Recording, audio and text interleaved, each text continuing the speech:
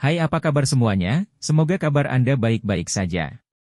Terima kasih karena sudah memberikan support dan juga kesetiaan Anda untuk membangun channel Codot Film. Yuk kita lanjutkan alur ceritanya, sambil siapin kopi dan cemilan, setting suara volume full. Gasken. Chapter 79. Di dalam bumi ini, ada legenda bahwa pada suatu waktu, makhluk tertinggi yang tak tertandingi meninggalkan warisannya di sini. Dia menguburnya di sebuah gua kuno, dan itu berisi semua pengetahuan dan keterampilannya. Sejak zaman kuno, ada banyak orang yang telah mencari tetapi tidak mencapai apa-apa. Akhirnya suatu hari, petir yang mengejutkan turun dari 9 langit, membelah sepotong gunung dan memperlihatkan sudut sebuah gua. Kami adalah orang-orang yang beruntung, tetapi kami juga tidak beruntung. Mata kepala Si Yunfeng berubah menjadi kesedihan. Selama waktu itu, saudara laki-lakinya yang baik telah meninggal, dan hanya satu orang yang masih hidup.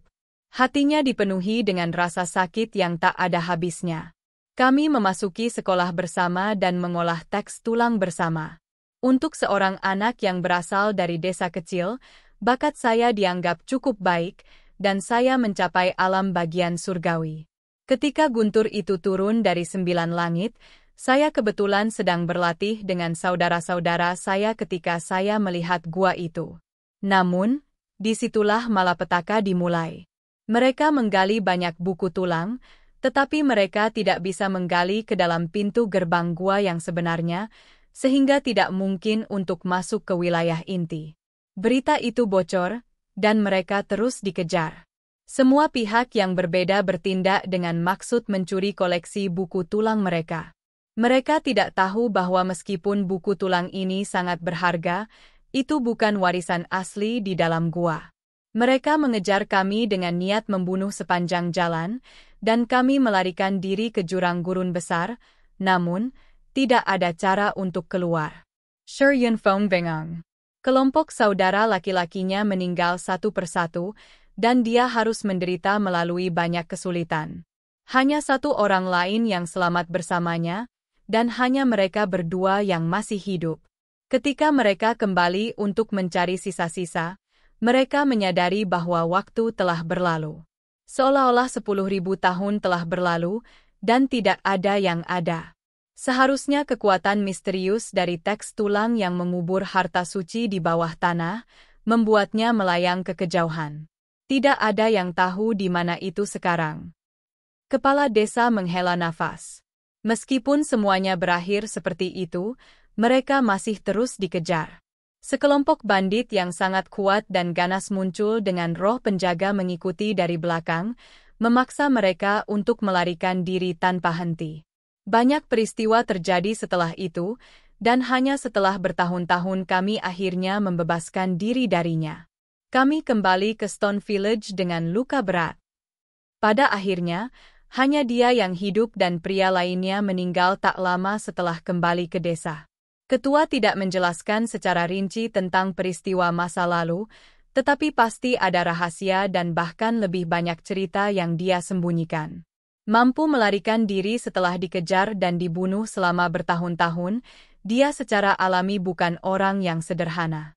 Sayangnya, Si Yunfeng yang awalnya memiliki bakat alami yang luar biasa, kultivasinya rusak, dan dia juga menderita luka berat. Setelah itu, kultivasinya tidak lagi maju, dan kondisi tubuhnya berangsur-angsur memburuk.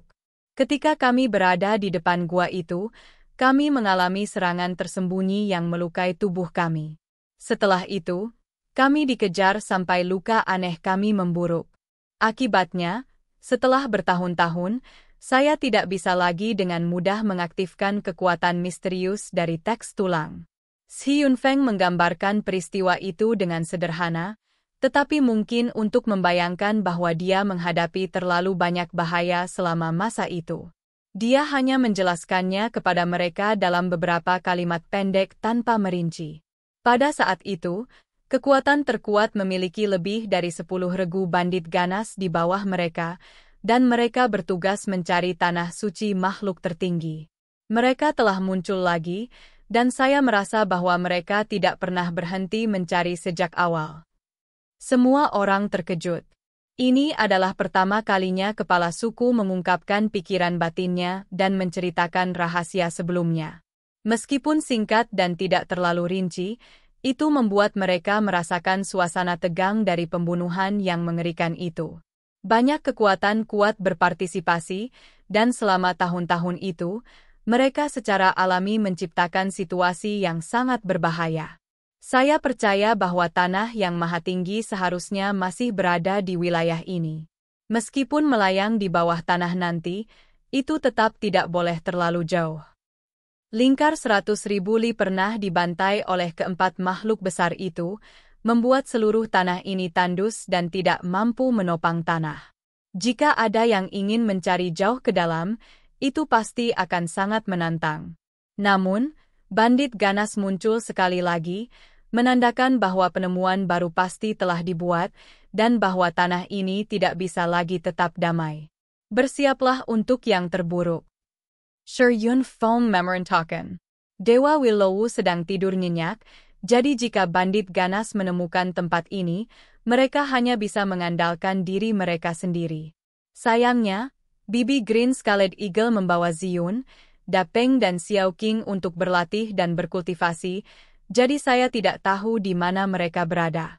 Kalau tidak, mereka pasti akan menjadi aset pertempuran yang luar biasa.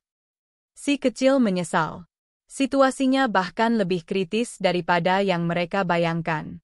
Beberapa hari kemudian, Pi Hou, Huzi dan yang lainnya membawa kabar buruk. Mereka mengendarai unicorn untuk menyelidiki dan menemukan desa lain sejauh 600 li yang telah dibantai habis-habisan. Saya menemukan seseorang hidup, tetapi dia hanya hidup selama 1 jam dan pada akhirnya tetap mati. Dia mengatakan bahwa orang-orang itu hanya menginginkan tulang berharga primitif dan logam langka, dan tidak bertanya kepada mereka tentang hal-hal yang berkaitan dengan pegunungan.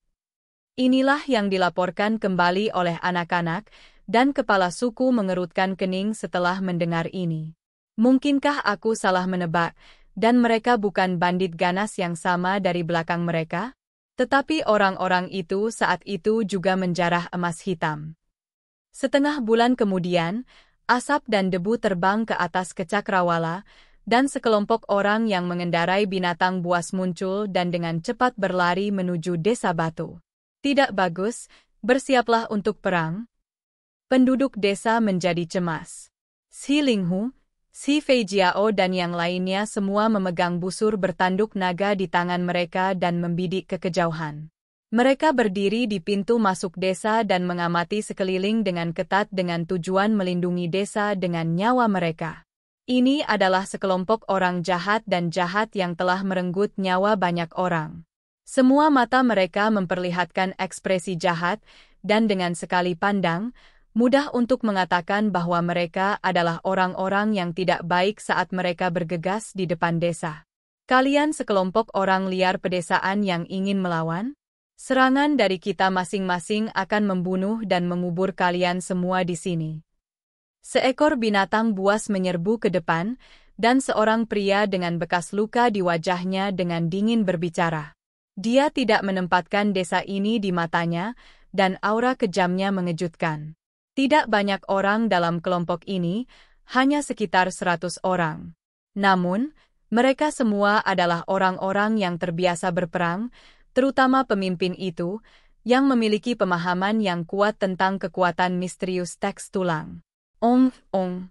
Pada saat yang sama, suara mengerikan bergema dari belakang mereka. Bumi bergetar dan bergemuruh saat makhluk besar muncul. Ini adalah terenggiling yang tubuhnya ditutupi dengan warna emas muda, dan itu sangat besar. Panjangnya lebih dari 10 meter, dan seolah-olah gunung daging emas saat melingkar di sana. Sepasang mata emasnya tampak seperti lentera saat menatap ke arah desa batu dengan ekspresi yang sangat kejam dan mengerikan.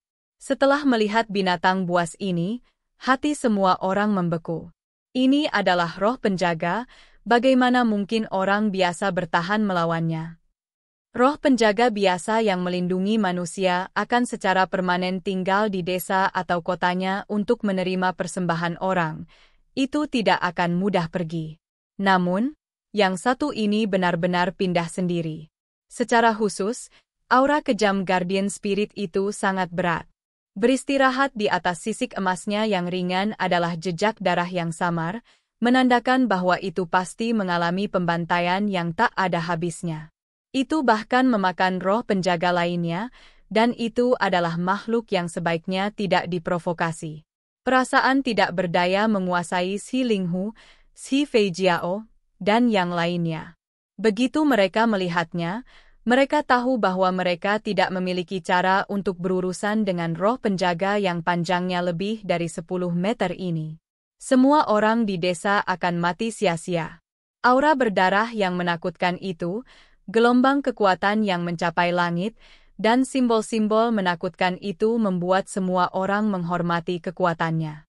Begitu mereka melihatnya, mereka tidak bisa tidak menghasilkan perasaan kalah.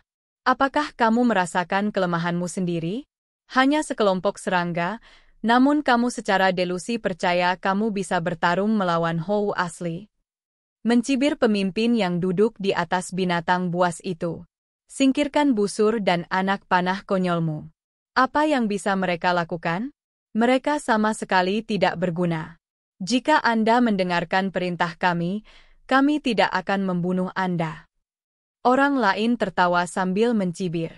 Apa yang akan kamu lakukan? Seorang tetua yang sangat tua berjalan maju sambil gemetar dan bergoyang. Orang tua, kamu hanya perlu mendengarkan perintah kami. Tidak perlu banyak kata pemimpin mereka sebelum memecahkan cambuk kudanya dan mencambuk ke depan. Garis simbol berkedip, dan sesepuh segera terbang saat darahnya terciprat ke udara. Kakek ketiga, sekelompok pria menyerbu keluar desa dan membawa sesepuh. Mata anak-anak dipenuhi dengan air mata, dan bahkan mata laki-laki dewasa semuanya merah saat mereka bersiap untuk bergegas maju dan berjuang untuk hidup mereka. Parenti. Kepala berteriak dan tidak mengizinkan mereka untuk bertindak segera. Jangan khawatir, orang tua itu tidak akan mati. Kami hanya memberi kalian pelajaran. Orang yang bergerak itu tertawa terbahak-bahak saat dia berkata, kami bukan orang yang tidak masuk akal, dan kami juga tidak ingin membunuh orang secara acak. Selama kalian memenuhi tuntutan kami, saya jamin kalian tidak akan terpengaruh. Seluruh desa dengan marah menatap ke depan tanpa bisa berkata apa-apa. Kami akan memberimu 20 hari. Beri kami 500 jin emas hitam. Jika Anda memiliki cukup uang, anggaplah diri Anda beruntung. Jika tidak, maka temukan tambang dengan cepat. Kalau tidak, ketika saatnya tiba dan Anda tidak bisa menyerahkannya, kami akan membunuh kalian semua. Pria itu berkata dengan suaranya yang dingin dan mengancam. Apakah kamu mendengar itu? Jika Anda tidak dapat mencapai ini dalam 20 hari, desa Anda akan dibantai. Ketika saatnya tiba, kalian semua akan dimusnahkan, dan tak satu pun dari kalian akan dibiarkan hidup. Pemimpin lain berteriak keras. Pada saat yang sama, roh penjaga emas muda itu juga mengangkat kepalanya dan melolong, mengguncang semua gunung dan jurang di sekitarnya. Gelombang kabut emas yang indah dan membingungkan naik dari tubuhnya, mengguncang semua orang ke jiwa. Penduduk desa tidak melakukan tindakan sembarangan. Mereka semua tertekan karena ada celah besar dalam kekuatan, dan sangat sulit bagi mereka untuk membela diri. Mereka jauh dari lawan bandit yang kejam ini. Wajah anak-anak kecil semuanya sangat tegang, mereka kaget, takut, dan marah karena mereka belum pernah mengalami hal seperti itu sebelumnya. Mereka tidak pernah diganggu sampai ke pintu masuk desa mereka tanpa ada kesempatan untuk membela diri. Dewa Willow tertidur lelap seolah-olah pohon tak bernyawa, sehingga desa kehilangan perlindungannya. Hati mereka tertahan dan tidak nyaman karena mereka gatal untuk melawan musuh ini. Mata anak-anak itu merah semua sampai air mata hampir jatuh. Dengan lawan sekuat ini yang menggertak mereka sampai ke pintu mereka tidak mungkin. Hanya sekelompok orang liar, namun kamu berani mengangkat busurmu untuk bertahan. Apakah Anda benar-benar tidak mengerti hidup dan mati? Kalian harus tahu bahwa ada beberapa desa seperti milik kalian di wilayah ini. Jika kami tidak memusnahkan 10 dari mereka, kami memusnahkan setidaknya 8 dari mereka. Seseorang dengan dingin mendengus saat dia mengalihkan pandangannya ke pintu masuk desa. Xi Feijiao dan yang lainnya marah, tetapi kepala Xi Yunfeng memerintahkan mereka untuk tidak bertindak sembarangan. Semua orang mengepalkan tangan mereka erat-erat dengan ketidaknyamanan yang luar biasa di hati mereka. Apakah mereka pernah dipermalukan seperti ini sebelumnya? Ingat, kamu hanya punya 20 hari. Kalau tidak, klanmu akan dimusnahkan. Salah satu pemimpin berkata sebelum mencambuk-cambuknya dengan sekuat tenaga. Simbol melintas, dan dengan suara pak, bekas luka berdarah muncul di wajah Xi Linghu, Xi Feijiao, dan beberapa orang lainnya. Kulit dan daging mereka terbelah saat darah mereka memercik ke udara dari luka mereka yang dalam.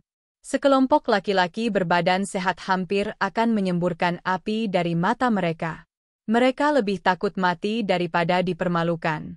Jika terserah mereka, mereka akan segera bertarung dengan nyawa mereka. Namun, kepala suku masih menahan mereka dengan erat. Dia tidak mengizinkan mereka untuk bertarung, dan menghentikan mereka dengan ekspresi tegas. Haha, beberapa pemimpin tertawa sebelum membalikkan binatang buas mereka dengan tiba-tiba pergi. Roh penjaga emas muda juga membalikkan tubuhnya. Sepasang matanya yang besar seperti lentera dengan dingin menyapu semua penduduk desa dan segera setelah itu, ia melangkah maju, menciptakan gempa bumi yang bergemuruh saat bergerak. Itu sangat menakutkan. Binatang buas meraung, dan sekelompok orang menghilang dalam sekejap mata. Kepala, mengapa Anda tidak membiarkan kami membalas? Mata Xi Linghu benar-benar merah, dan panas yang menyakitkan membakar wajahnya. Namun, yang lebih terluka adalah hatinya, karena dia belum pernah menerima penghinaan seperti itu sebelumnya. Kepala, saya tidak bisa menerima ini. Xi Feijiao juga tidak mampu menanggung ini. Dia menggunakan tangannya untuk menyeka darah di wajahnya, dan bahkan rambut di kepalanya akan berdiri saat matanya menjadi sangat merah. Itu benar ketua, mari kita gunakan artefak leluhur. Jika yang lebih buruk menjadi lebih buruk, kita akan melihat apakah ikan itu mati atau jaringnya putus. Ayah Meng berteriak. Xi Yunfeng menghela nafas dan berkata, ketika saatnya tiba, hanya ikan yang akan mati, dan jala tidak akan pecah. Maka itu masih lebih baik daripada dicekik dan dianiaya seperti ini. Banyak orang benar-benar merasa sangat dirugikan. Jika kita benar-benar pergi berperang, kita ditakdirkan untuk mati. Tidak ada seorang pun di sini yang benar-benar memahami teks tulang yang dalam, dan akan mengalami kesulitan untuk menampilkan kekuatan ilahi sepenuhnya dari artefak leluhur. Mata kepala suku diluruskan dan dia mengangkat suaranya saat dia berteriak, apakah kalian percaya aku takut mati dan ingin menanggung ini diam-diam? Itu karena kita benar-benar tidak berdaya. Bahkan jika kita menahannya seperti ini, apa yang bisa kita lakukan setelah 20 hari? Beberapa orang tidak yakin. 20 hari sudah cukup bagiku untuk bersiap.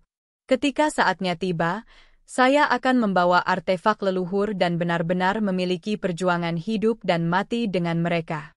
Berbicara kepala. Chief, luka di tubuhmu sangat aneh dan juga sangat serius.